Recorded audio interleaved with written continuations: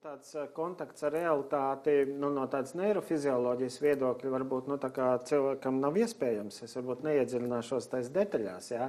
Par cik tur informācija mums pienāk caur tādiem sašaurinātiem kanāliem. Ka politiķiem nav iespējams kontakts nevienam cilvēkam. Bet tas, ko iespējams attīstīt, ir kritisko domāšanu. Ja? Un tad līdz ar to ir iespējams noteikt katra cilvēka, tā skaitā arī politiķa kritisko domāšanu. Viņi arī var mērīt dažādos veidos.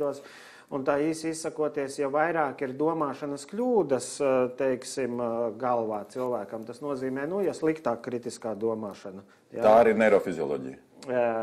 Tā ir kognitīvā psiholoģija. Okay. Vai jūs varat iedot kaut kādu vieglu diagnosticējumu par tiem partiju teikumiem, cik tur ir sarakstīts šajā noziedzības un iekšējās drošības jomā? Es tā neesmu iepazinies, lai es varētu, teiksim, tā konkrēti pateikt. Labi. Uzmetat acis, tur dažas lietas. Tā drusku izvilkumi te daži ir.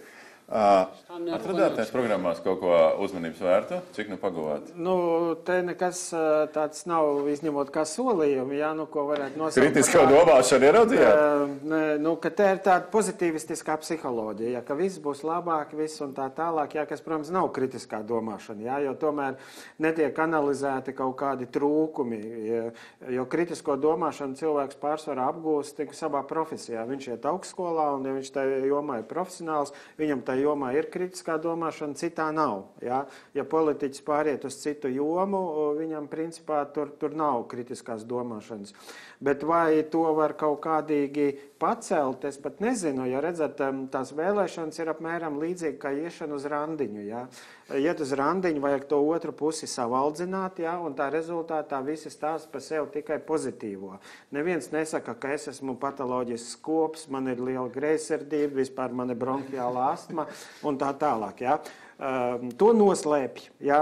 Kā mums tagad, ja mums šitāds atnāk uz randiņu, vai šitāda, ja mēs tādā no vīriešu puses skatamies, kā mums tagad atkost, kurš melo un kurš nemelo, kurš stāsta, kura pašreklāma ir samērīga, veselīga un kuram ir pat raku? Es pat teiktu, jānošķir melošanu, kas ir tāds tīša darbība no pašmaldiem, pašapmāna.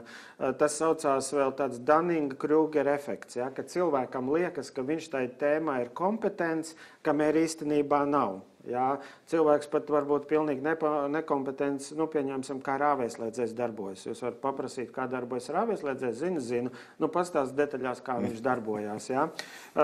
Protams, to žurnālisti dara, viņi uzdod visādas detaļas un tad atklāja, ka tās ir tāds vispārējais frāzes, ko saka.